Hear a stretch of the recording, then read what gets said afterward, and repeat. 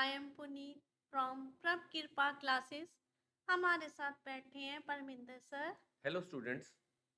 आज का हमारा चैप्टर है वेब एप्लीकेशंस नेटवर्किंग फंडामेंटल्स। सो आज हम इसका लेक्चर नंबर 2 करेंगे। देखते हैं आज हम कौन कौन से टॉपिक्स को कवर करते हैं। Number 1, write a few lines on web server. Number 2, what is web browser. Third है, what do you know about web page. Fourth, write a note on website, home page and web client. Fifth, write a few lines on web address. Sixth, what are the different parts of URL? Seventh, write a few lines on email address. Eighth, what do you mean by blog? Ninth है, difference between blog and website. Tenth है, creating a blog account with WordPress. 11th, how to add content to the blog. So start करते हैं। अब हम कौन से topics cover कर रहे हैं? आज हम कर रहे हैं कि वेब ब्राउज़र क्या होता है, वेब सर्वर क्या है, वेब पेज किसे कहते हैं, वेबसाइट, होम पेज या वेब क्लाइंट क्या होता है, वेब एड्रेस क्या होता है, यूआरएल के डिफरेंट पार्ट्स कौन से होते हैं, ईमेल एड्रेस या ब्लॉग किसे कहते हैं, ब्लॉग और वेबसाइट क्या एक ही चीज़ है या इनमें कोई डिफरेंस होता है, वर्डप्रेस पर हम ब्लॉग अकाउंट को कैसे क्रिएट कर सकते हैं और अगर हमने ब्लॉग पर कोई पोस्ट डालनी हो तो कैसे डाल सकते हैं। अब हम स्टार्ट करते हैं topic. Web servers. Web servers are computers that are usually set up in facilities called data centers and operated by hosting companies. The purpose of these computers is to store websites so that people can visit them on the internet. Every website sits on a computer known as a web server. This server is always connected to the internet. Every web server that is connected to the internet is given a unique address made up of a series of four numbers between 0 and 255 separated by periods. अब हमारे पास question है कि web server किसे कहते हैं। Web servers वह computers होते हैं जो आमतौर पर डाटा सेंटर्स में रखे होते हैं और जिनको ऑपरेट होस्टिंग कंपनीज करती हैं। इस फोटोग्राफ में हम देखते हैं तो ये हमारे सामने ये वेब सर्वर की फोटो दिखाई हुई है। ये वेब सर्वर सिर्फ एक छोटा सा कंप्यूटर ही नहीं हो सकता क्योंकि इनमें बहुत सारी वेबसाइट होस्ट होती हैं।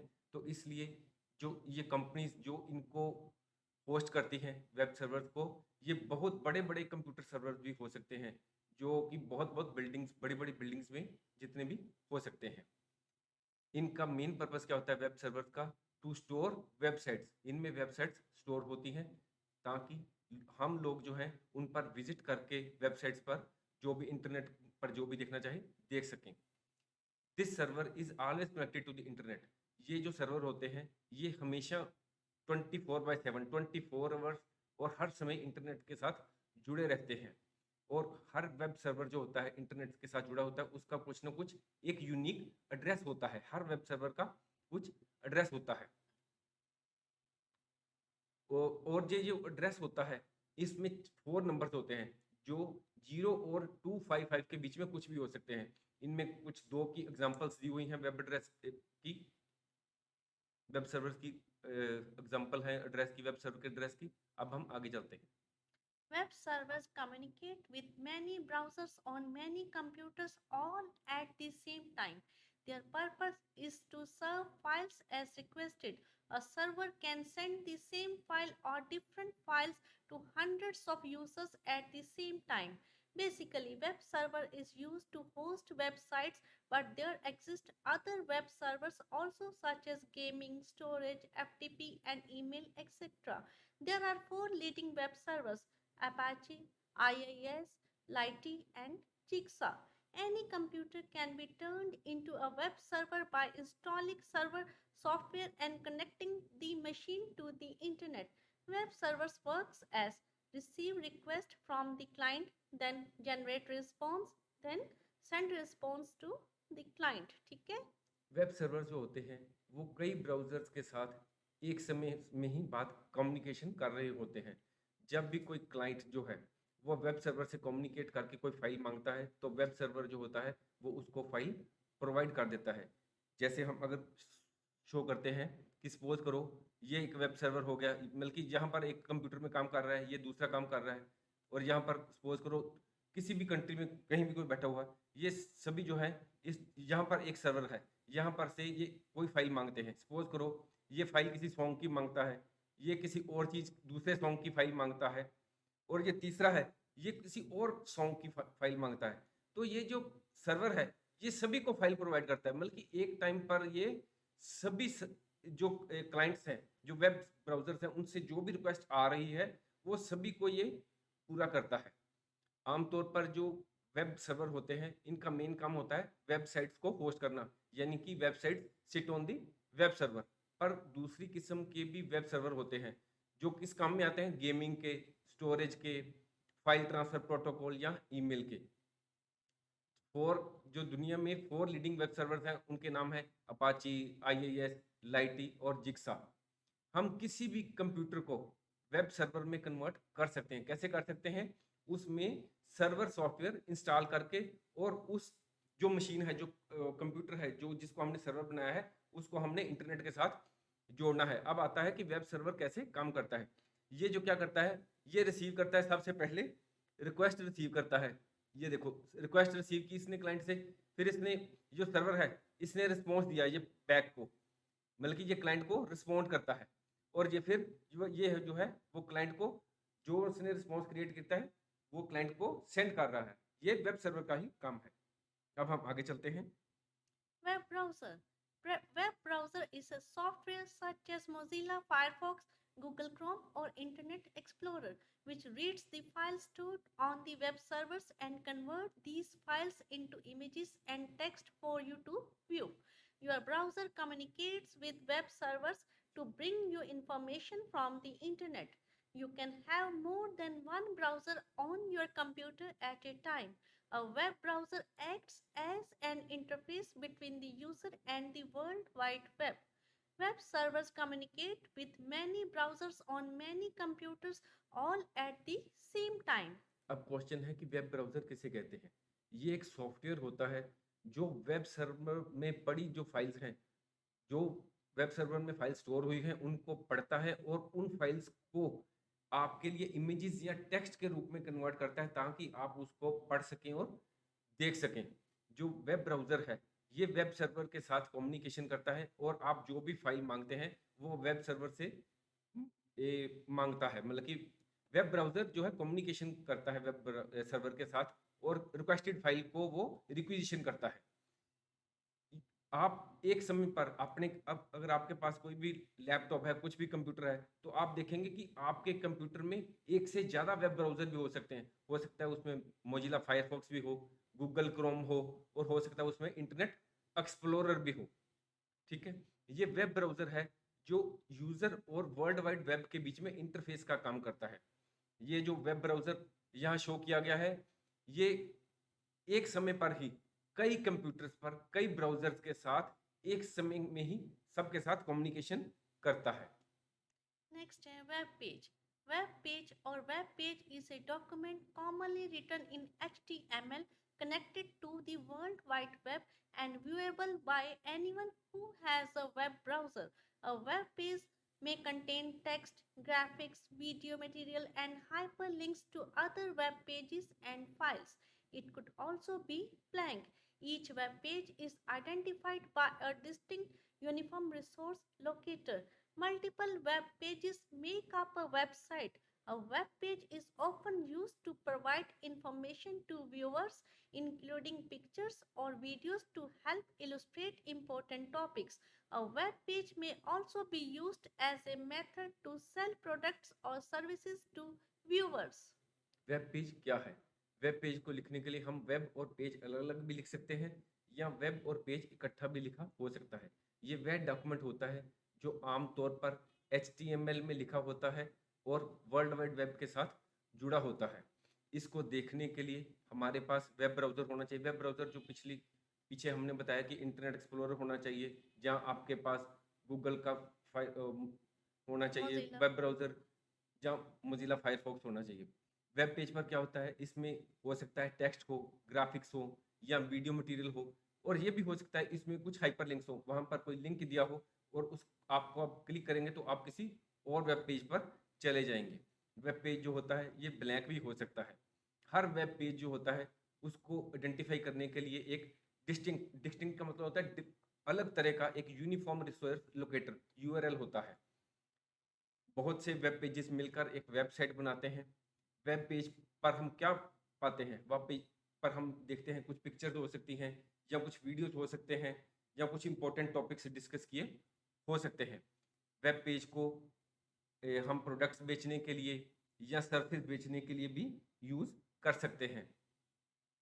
Website, also written as website, is a collection of web pages and related content that is identified by a common domain name and published on at least one web server. Notable examples are google.com and amazon.com. All publicly accessible websites collectively constitute the World Wide Web. There are also private websites that can only be accessed on a private network, such as a company's internal website for its employees. Websites are typically dedicated to a particular topic or purpose, such as news, education, commerce, entertainment, or social networking. A website can be accessed directly by entering its URL address or by searching it on a search engine such as Google or Bing. Website क्या होती है? Website जब हम लिखते हैं तो web और site इकट्ठा भी लिखा हो सकता है या वेब और साइट अलग-अलग भी लिखें तब भी ठीक है। ये क्या होता है? Collection of web pages and related content होता है, जिसके साथ कॉमन डोमेन नेम होता है और ये कम से कम एक वेब सर्वर पर पब्लिश होती है वेबसाइट। इसकी कुछ एग्ज़ाम्पल्स हैं वेबसाइट्स की, जैसे गूगल हो गया, अमेज़न हो गया। जो पब्लिकली एक्सेसिबल जिसको हम आमतौर पर पब्लिकली एक्सेस कर सकते हैं वेबसाइट्स को, वह इकट्ठी होकर वर्ल्ड वाइड वेब को कॉन्स्टिट्यूट करती हैं। कुछ वेबसाइट जो होती हैं वो प्राइवेट होती हैं, उनको जनरल पब्लिक जो है एक्सेस नहीं कर सकती, वो सिर्फ प्राइवेट नेटवर्क में ही एक्सेस की जा सकती हैं। जैसे कि किसी कंपनी ने अपनी इंटरनल वेबसाइट बनाई है, वो सिर्फ उस कंपनी के एम्प्लॉइज ही उसको एक्सेस कर सकते हैं। वेबसाइट जो होती हैं, ये किसी खास मकसद के लिए भी बनाई हो सकती हैं, जैसे न्यूज़ के लिए या एजुकेशन के लिए वेबसाइट हो सकती है, जैसे कॉमर्स के लिए वेबसाइट है, अमेज़न वगैरह।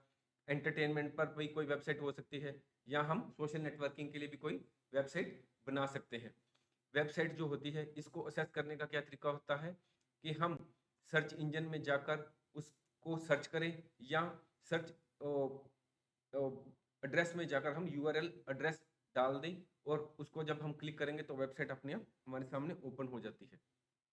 Home page. A home page, also written as home page, is the main web page of a website. It can help the viewers to find out what they can find on particular site. Web client. The client or user side of the web. A web client is an application that communicates with the web server using hypertext transfer protocol. It typically refers to the web browser in the user's machine. The remote machine containing the document you requested is called a web server. अब आ गया home page. हम home page को भी हम अलग-अलग भी लिख सकते हैं और होम पेज हम इकट्ठा भी लिख सकते हैं। ये कौन सा पेज होता है? जब हम कोई वेबसाइट खोलते हैं तो सबसे पहले जो मेन वेब पेज आता है उसी को हम होम पेज कहते हैं। इससे जो व्यूअर्स हैं, सपोज़ करो हम कोई वेबसाइट खोलते हैं तो इससे हमें क्या पता चलता है होम पेज से कि वो उस साइट पर हमें क्या मिल सकता है। अब आ गया वेब क्लाइंट क्या है? क्लाइंट और user side of the web is called web client. Web client वह एप्लीकेशन होती है जो वेब सर्वर के साथ कम्युनिकेशन करती है। कम्युनिकेशन कैसे करती है? Hyper hyper text transfer protocol. ये वेब सर्वर के साथ कम्युनिकेशन करने के लिए जो रूल्स बने होते हैं उसको कहते हैं hyper text transfer protocol. Web client को हम टिपिकली वेब ब्राउज़र जो है वह भी कह सकते हैं। रिमोट मशीन यानी कि सर्वर के साथ जो भी कम्युनिकेशन करनी होती है, ये वेब क्लाइंट के थ्रू ही होती है। Web address. Every page or file located on the web is assigned a unique web address. A web address or URL is an internet address that represents the location of a specific web page, file, or document on the World Wide Web. URL is the short form for Uniform Resource Locator. When you want to access a website, you just write a web address in a web browser. Today, there are over 70 billion web pages, and each one of these has a unique address. A URL never contains any space. Mostly, a URL is in lowercase, although the latter case does not really matter in URL. Most of the URLs begin with HTTP colon double slash. Some examples of URLs are HTTPS colon double slash www.youtube.com and HTTPS colon double slash www.google.com. HTTPS is more secure and should be used at all times when secure data needs to be transferred, like in the case of logging into your bank's website, writing emails, sending files, etc. अब आ गया कि web address किसे कहते हैं। Web address को uniform resource locator भी कहते हैं। ये क्या होता है? ये एक इंटरनेट का एड्रेस होता है जहाँ पर भी हम कोई भी वेब जो वेब एड्रेस वे एड्रेस होता है जो किसी भी स्पेसिफिक वेब पेज या फाइल या डॉक्यूमेंट को लोकेशन को रिप्रेजेंट करता है कि वर्ल्ड वाइड वेब पर जो वेब पेज है, कोई स्पेसिफिक वेब पेज कहाँ पर है, ये उसका एड्रेस होता है। अगर हम किसी भी वेबसाइट को एड्रेस लोकेट करना चाहते हैं, उसको एक्सेस करना चाहते हैं इंटरनेट पर, तो हमें वेब ब्राउज़र में जाकर वहाँ पर उसका वेब एड्रेस मेंशन करना होता है। आज दुनिया में लगभग 70 बिलियन से ज़्यादा वेब पेजेस हैं और उनमें से हर एक का अपना यूनिक एड्रेस यानी कि यूनिक वेब एड्रेस है। हर एक का अपना वेबसाइट का एड्रेस अलग है। अगर हम यूआरएल की बात करें तो इसमें कोई भी स्पेस नहीं होती, यानी कि जब हम कोई एड्रेस लिखते हैं वेब एड्रेस, उसमें कोई भी स्पेस बीच में नहीं छोड़ी जाती। आमतौर पर मोस्टली जो यूआरएल होता है ये लोअर केस में होता है। लोअर केस का मतलब स्मॉल लेटर्स में लिखे होते हैं ये जो एड्रेस लिखा होता है। चाहे मतलब कि अगर हम दूसरे तरीके से बात करें तो अगर कैपिटल में भी लिख दे तो इसका कोई रियली मैटर, इसका कोई डिफरेंट नहीं पड़ता। आमतौर पर जब हम एड्रेस लिखते हैं ये छोटे स्मॉल लेटर्स में ही लिखते हैं। आमतौर पर जो मोस्टली यूआरएल्स हैं, वेब एड्रेस हैं, वो शुरू होते हैं HTTP कॉलन और डबल स्लैश से। कुछ यूआरएल्स की एग्जांपल हैं जैसे youtube.com और google.com। अगर हमने कोई भी सपोज करो बैंक की वेबसाइट पर जाकर कोई काम करना है, जहाँ ईमेल करनी है किसी को या फाइल्स भेजनी है कोई भी तरह का, तो हमें चाहिए कि आम तौर पर हम HTTPS वाला प्रोटोकॉल ही यूज करें। ये जो HTTPS का प्रोटोकॉल है, मतलब कि जब हम कोई वेबसाइट खोलते हैं, अगर उस पर सिर्फ HTTP लिख के आया तो हमें ये सोच लेना चाहिए कि ये पूरी तरह सिक्योर नहीं है और जो हैकर्स हैं, वेब हैकर्स होते हैं, वो हमारी इंफॉर्मेशन को स्टील कर सकते हैं। ये जो HTTPS है, ये HTTP की तरफ से एक अच्छा हुआ सुधरा हुआ वर्जन है और ये सिक्योर होता है। और हमें जब भी कोई वेबसाइट पर किसी बैंक की वेबसाइट पर पैसे निकालने हैं या कुछ भी कोई भी बैंकिंग ट्रांजैक्शन करनी है या कोई और भी मेल लिखनी है, तो हमें देख लेना चाहिए कि वो साइट पर अगर HTTPS लिखा हुआ है तो ये साइट सिक्योर है। Parts of URL. There are four key parts of a URL. Number one, name of the protocol. It is used to retrieve the document. The most common protocols are Hypertext Transfer Protocol or Hypertext Transfer Protocol Secure, with more attention being paid to online privacy and security today. The more secure HTTPS is becoming the dominant protocol on the World Wide Web. Number two, domain name. A domain name is a unique name that identifies a website on the World Wide Web. It comes directly after the protocol and is separated by a colon and two forward slashes. अब हम बात करते हैं कि URL के कौन-कौन से parts होते हैं। सबसे पहला है प्रोटोकॉल का नेम क्या है। It is use to retrieve the document. Retrieve होता है फाइंड करना या सर्च करना। कि डॉक्यूमेंट को रिट्रीव करने के लिए इसको यूज़ किया जाता है।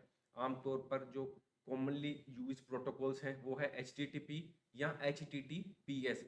आजकल साइबर अटैक्स बहुत होते हैं, जो हैकर्स हैं वो बहुत एक्टिव हैं, इसलिए हमें कोशिश करना चाहिए कि हम ज़्यादा से ज़्यादा HTTPS प्रोटोकॉल को ही यूज़ करें और ये ही है वर्ल्ड वाइड वेब पर ज़्यादातर जो डोमिनेंट प्रोटोकॉल यूज़ किया जा रहा है वो HTTPS ही है। सेकंड आ गया डोमेन नेम। डोमेन नेम क्या होता है?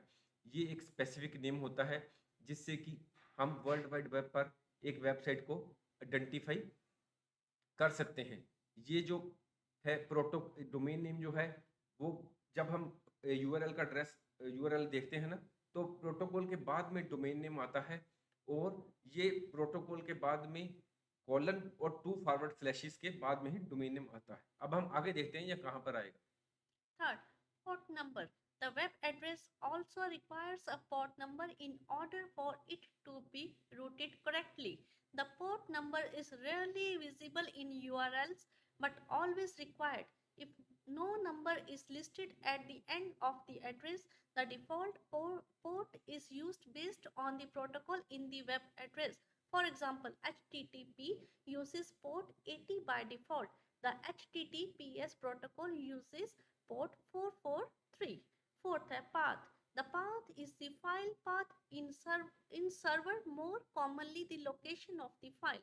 A website address can be obtained from a web hosting provider such as GoDaddy or any other designated internet domain registrar.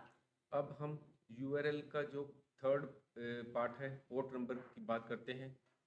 ये वेब सर्वर में इसलिए ज़रूरी होता है ताकि एक्यूरेटली हम एड्रेस पर ठीक पहुंच सकें। ये पोर्ट नंबर है आमतौर पर यूआरएल में विजिबल नहीं होता पर ये ज़रूरी होता है। अगर पोर्ट नंबर मेंशन नहीं है तो डिफ़ॉल्ट पोर्ट के बेस पर यानी कि अगर हम HTTP लिखते हैं तो पोर्ट नंबर बाय डिफ़ॉल्ट 80 आ जाएगा। अगर HTTPS प्रोटोकॉल हम यूज़ करते हैं तो बाय डिफ़ॉल्ट अपने आप ही पोर्ट नंबर 443 उस एड्रेस में यूआरएल में आ जाएगा। पर ये रेयरली विजिबल होता है। ये आमतौर पर ये यूआरएल में ये पोर्ट नंबर दिखाई नहीं देता। अब आ गया पाथ क्या होता है? Path is the file path in the server. ये सर्वर में फाइल का पाथ होता है और more commonly the location of the file. और पाथ क्या होता है? ये more commonly location of the file होती है कि फाइल कहाँ पड़ी है, ये वह चीज होती है। यहाँ पर आप देखते हैं कि सबसे पहले दिखाया गया है कि HTTPS, ये आपके सामने ये दिखाया है पहले। HTTPS ये क्या है? प्रोटोकॉल। ये जो है ये क्या है? ये डोमेन नेम है। ये जो है ये दिखाया है पोर्ट नंबर और ये पाथ, यहाँ पर फाइल लोकेटेड है।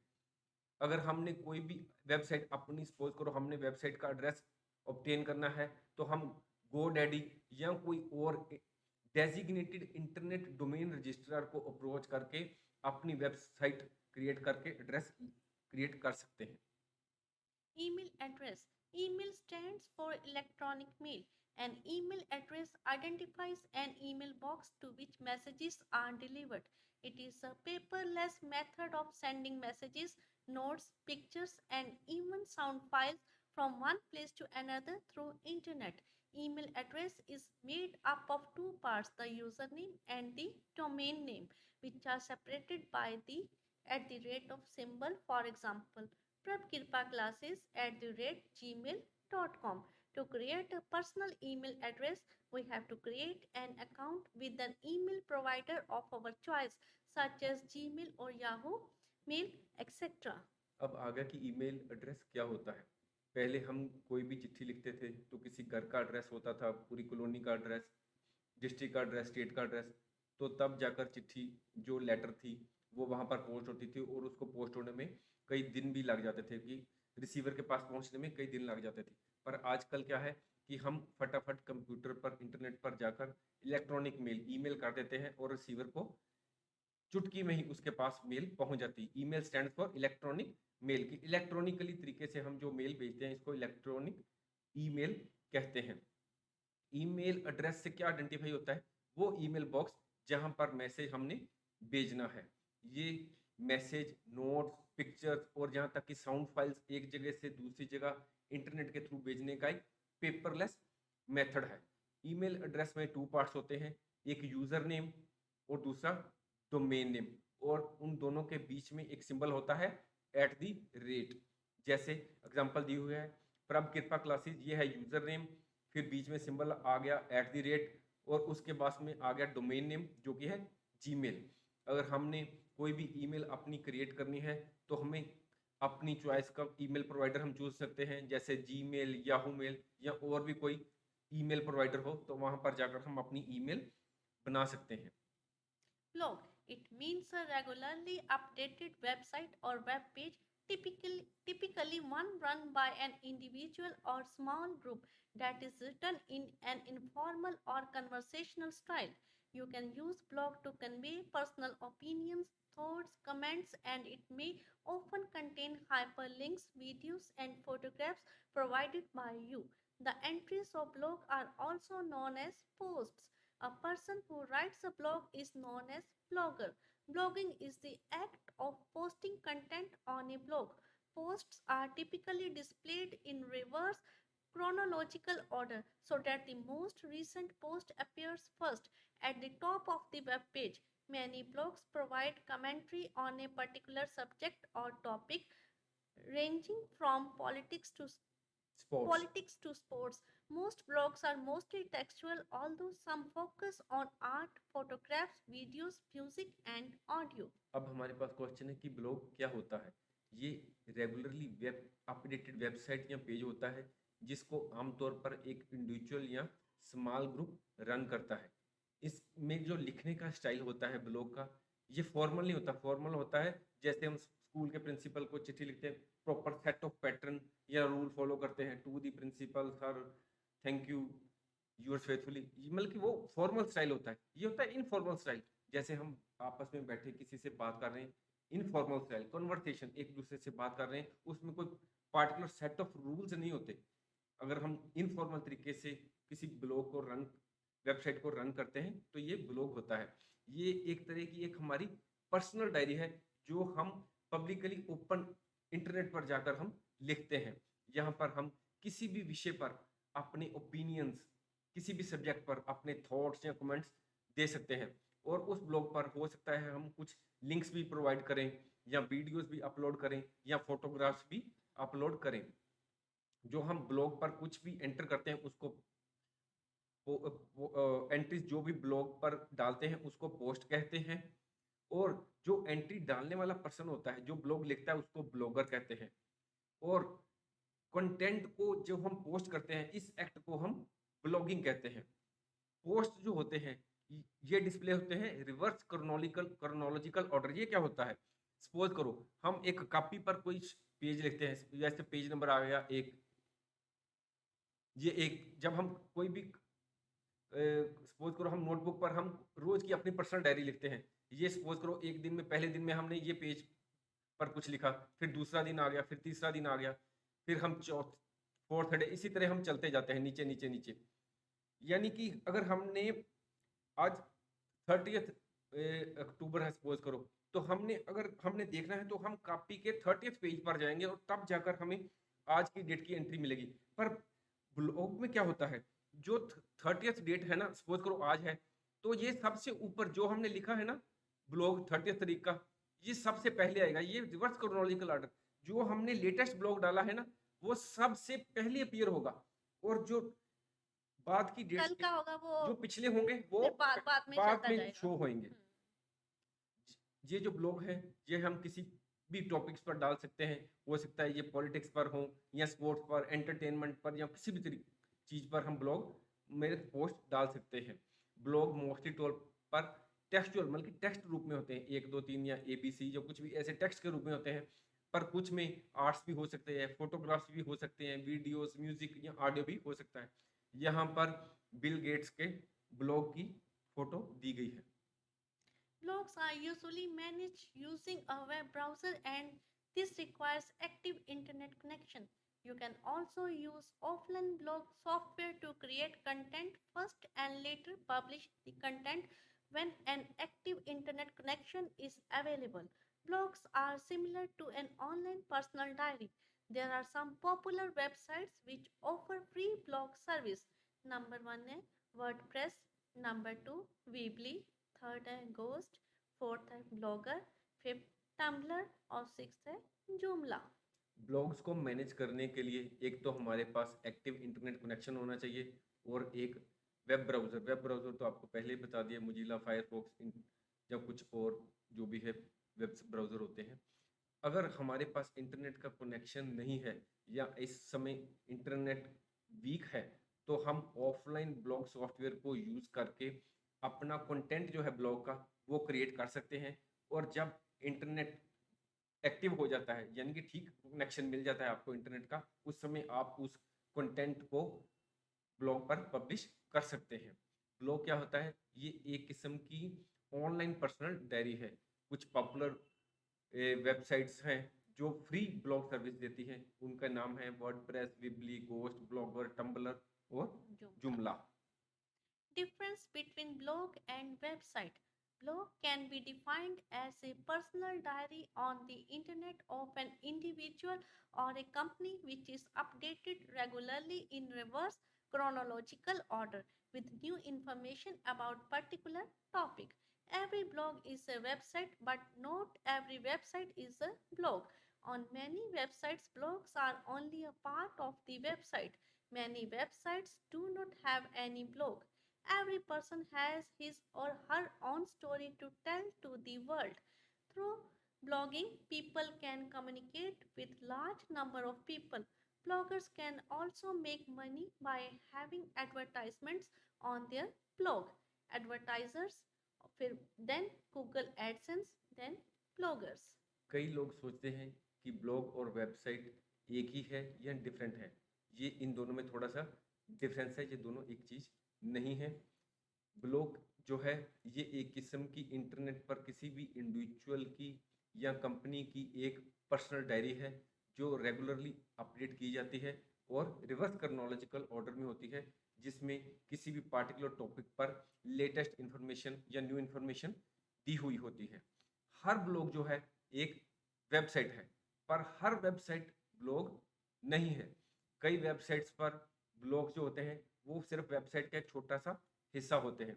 कुछ वेबसाइट्स पर तो ब्लॉग होता ही नहीं है। आज हर आदमी को दुनिया को बताने के लिए अपनी एक कहानी है। वो कुछ ना कुछ डिफरेंट विषय में कुछ ना कुछ लोगों को बताना चाहता है। हम ब्लॉगिंग के द्वारा बहुत दुनिया में बहुत से लोगों के साथ एक टाइम पर ही कम्युनिकेशन कर सकते हैं। ब्लॉगिंग के द्वारा हम ए, पैसे भी मनी भी अर्न कर सकते हैं। वो कैसे?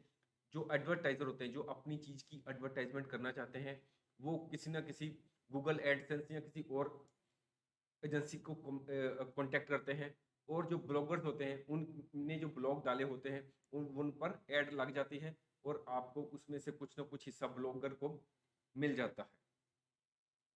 Creating a blog account. WordPress is a free web service. We can use it to create a beautiful website or blog. It comes with many features so that you can customize the design of blog. The steps to create a blog account in WordPress are as follows. Number 1, first you need a web browser and an internet connection. Number 2, open the web browser, for example, Mozilla Firefox, Google Chrome, etc. Third, type the URL www.wordpress.com in the address bar and then click Get Started. WordPress जो है ये free web service है। हम WordPress पर के through हम एक अच्छी सुंदर सी वेबसाइट या ब्लॉग क्रिएट कर सकते हैं।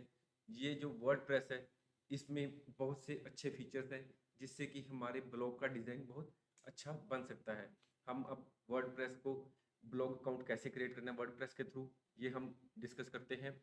कि हम सबसे पहले जो है अपने कंप्यूटर पर जाकर जो एड्रेस बार है वहाँ पर www वर्डप्रेस.com को एंटर करते हैं और वहाँ पर जो अगर हम देखें तो ये गेट स्टार्टेड का बटन है।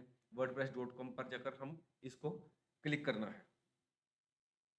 Fourth, the next page will appear on monitor with different fields such as email address, username, password as shown in figure.